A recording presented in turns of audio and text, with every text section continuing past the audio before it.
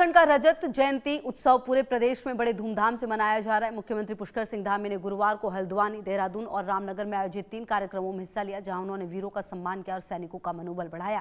कार्यक्रम में सीएम धामी ने साफ संदेश दिया कि विकास के साथ पर्यावरण का संतुलन बनाए रखना उत्तराखंड की पहचान है। साथ ही ये भी कहा, उत्तराखंड में विकास भी होगा और विरासत को कोई नुकसान भी नहीं होगा। एक रिपोर्ट।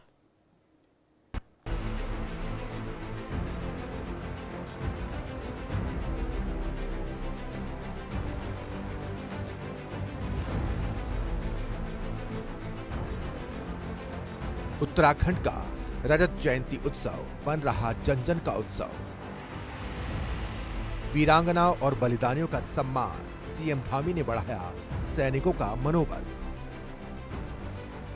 वन उत्सव में सीएम धामी का आह्वान, विकास और पर्यावरण का संतुलन उत्तराखंड की पहचान। इन दिनों पूरे उत्तराखंड में राज्य स्थापना की रजत जयंती का उल्लास छाया हुआ है। राजधानी देहरादून से लेकर प्रदेश के सुदूर पहाड़ी इलाकों तक रजत जयंती उत्सव का जश्न पूरे शबाब पर है। इसी क्रम में गुरुवार का दिन मुख्यमंत्री पुष्कर सिंह धामी के लिए बेहद व्यस्त और ऐतिहासिक रहा। मुख्यमंत्री धामी ने एक ही दिन में हल्द्वानी, रामनगर और देहरादून में आयोजित 3 प्रमुख आयोजनों में हिस्सा लिया। पूर्व सैनिक सम्मान समारोह, जन वन महोत्सव और राज्य स्तरीय युवा महोत्सव। हल्द्वानी में आयोजित पूर्व सैनिक सम्मान समारोह में मुख्यमंत्री धामी ने वीर नारियों और बलिदानियों के परिजनों को सम्मानित किया। ये आयोजन भावनाओं से भरा हुआ था। जब नैनीताल के जिलाध्यक्ष ने सीएम धामी को उनके स्वर्गीय पिता की तस्वीर भेंट की तो पूरा माहौल भावुक हो उठा। मुख्यमंत्री ने सैनिकों के संघर्ष और बलिदान को नमन करते हुए कहा कि उन्होंने स्वयं इन कठिनाइयों को बहुत करीब से महसूस किया है। उन्होंने यह भी कहा कि प्रधानमंत्री नरेंद्र मोदी के नेतृत्व में आज भारतीय सेना पहले से कहीं अधिक सशक्त, आत्मनिर्भर और गौरवान्वित हुई है। आदरणीय प्रधानमंत्री श्री नरेंद्र मोदी जी के प्रेरणा से हम इकोलॉजी, इकोनॉमी और टेक्नोलॉजी के बीच संतुलन स्थापित करते हुए विकास के साथ साथ प्राकृतिक संसाधनों के संरक्षण के लिए भी निरंतर कार्य कर रहे हैं। हमारे सामूहिक प्रयासों से बाघ, गुलदार, हाथी, हिम तेंदुए जैसे दुर्लभ वन्य प्राणियों की संख्या में आज एक उत्साहजनक रूप से वृद्धि हुई है। इसके बाद मुख्यमंत्री रामनगर पहुंचे, जहां जनवन महोत्सव का आयोजन किया गया।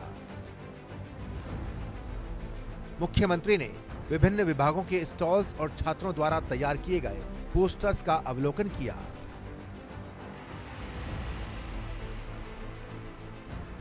अपने संबोधन में उन्होंने कहा कि वन और वन्य जीवों का संरक्षण देवभूमि की संस्कृति का अभिन्न हिस्सा है। प्रकृति के साथ सामंजस्य बनाना हमारे संस्कारों में शामिल है।